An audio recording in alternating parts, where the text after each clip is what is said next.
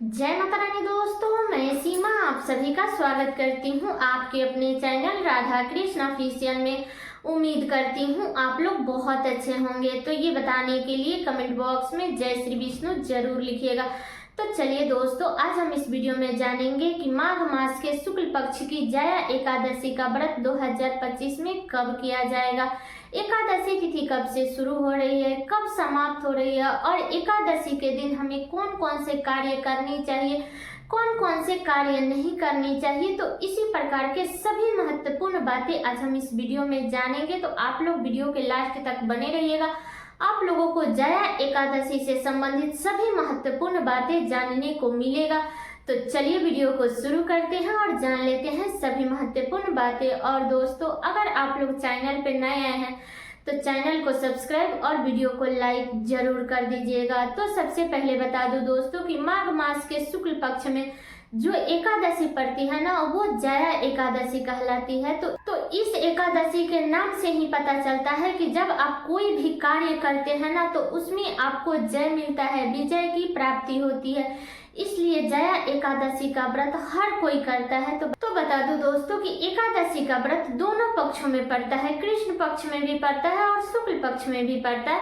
लेकिन बहुत कम लोग हैं जो कृष्ण पक्ष के एकादशी का व्रत करते हैं, ज्यादातर लोग शुक्ल पक्ष की एकादशी का व्रत करते हैं और बहुत सारे लोग हैं जो दोनों पक्षों के करते हैं। तो अगर आप दोनों पक्षों के करते हैं तब तो बहुत अच्छी बात है, लेकिन अगर आप नहीं करते हैं तो कम से कम शुक्ल पक्ष की एकादशी का व्रत जरूर करनी चाहिए। क्योंकि एकादशी का व्रत करने से ऐसा माना जाता है ना कि हम इस लोक में तो मतलब कि सभी सुखों को प्राप्त करते ही हैं और मरने के उपरांत हमें मोक्ष की प्राप्ति होती है। इसलिए एकादशी का जो व्रत है वो सभी व्रतों में सबसे श्रेष्ठ व्रत है।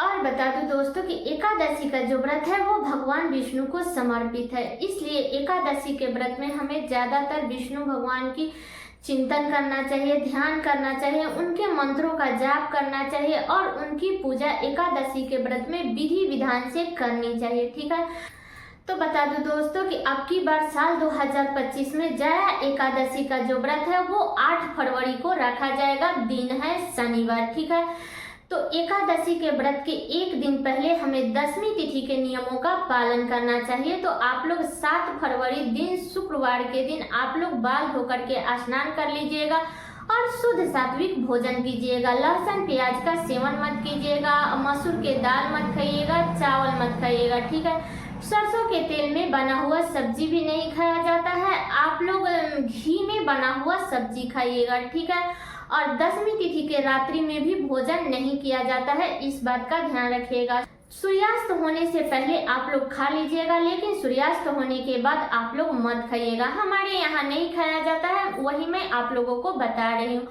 फिर 8 फरवरी को हमें व्रत रखनी है। तो 8 फरवरी को आप लोग सुबह में उठ करके अपने घर के अच्छे से साफ सफाई करके स्नान करके इसके बाद में हमें इस दिन पीले रंग का वस्त्र धारण करना चाहिए। क्योंकि विष्णु भगवान को पीले रंग बहुत प्रिय है, इसलिए आप लोग पीले रंग का वस्त्र धारण कर लीजिएगा। इसके बाद में आप अपने पूजा मंदिर में विष्णु भगवान की पूजा विधि विधान से कर लीजिएगा। ठीक है, विष्णु भगवान के पूजा में धूप दीप ये सब जला करके फल फ्रूट जो ही मौसमी फल मिल रहा है उसका आप लोग भोग लगा दीजिएगा। भोग में आप लोग तुलसी पत्र जरूर डाल दीजिएगा। मैं हर एकादशी के व्रत में बताती हूँ, तो आप लोग भूलिएगा मत। ठीक है, और बता दूं कि एकादशी के व्रत में आप लोग अन्न का प्रयोग मत कीजिएगा। ठीक है, अक्षत के रूप में आप लोग चावल का भी प्रयोग मत कीजिएगा।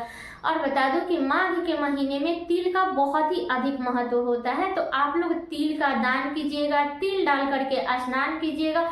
क्योंकि माघ के महीने में तिल का दान करना बहुत ही अधिक श्रेष्ठ होता है। ठीक है, तो आप लोग दान कर लीजिएगा। ठीक है, इसके बाद हमें सुबह में विष्णु भगवान की विधि विधान से पूजा करनी है। इसके बाद हमें सारे दिन व्रत रखनी है। आप लोग एक टाइम फलहार कर लीजिएगा, जो ही साबूदाना शकरकंद फल फ्रूट जो भी मिल रहा है आप लोग वो खा करके एक टाइम फलहार कर लीजिएगा। एकादशी के रात्रि में भी भोजन नहीं किया जाता है। ठीक है, कुछ भी नहीं खाया जाता है, फल फ्रूट कुछ भी एकादशी के रात्रि में नहीं खाया जाता है। एकादशी के रात्रि में जितना जागरण कर सकते हैं उतना जागरण करना चाहिए। क्योंकि इस व्रत में जितना हम जागरण करते हैं या विष्णु भगवान के मंत्रों का जाप करते हैं तो वो सारे जाप हमें कई गुना बढ़ करके पुण्य फल की प्राप्ति होती है। इसलिए इस व्रत में हमें ज़्यादा से ज़्यादा जागरण करना चाहिए। 10वीं तिथि से ही हमें ब्रह्मचर्य का पालन करना चाहिए, ठीक है। और बता दूं कि एकादशी के दिन आप लोग तुलसी माता में जल मत दीजिएगा, आप लोग अलग से धूप दीप दिखा दीजिएगा और फल का भोग लगा दीजिएगा। और एकादशी के दिन कभी भी किसी भी सुहागिन महिलाओं को या लड़कियां हो तो उसे बाल नहीं धोनी चाहिए किसी भी प्रकार का, ठीक है। और एकादशी का अगर आप व्रत किए हैं तो किसी का भी अपमान मत कीजिएगा, चाहे वो पशु पक्षी मनुष्य, किसी का भी अपमान मत कीजिएगा, इस बात का ध्यान रखिएगा, ठीक है।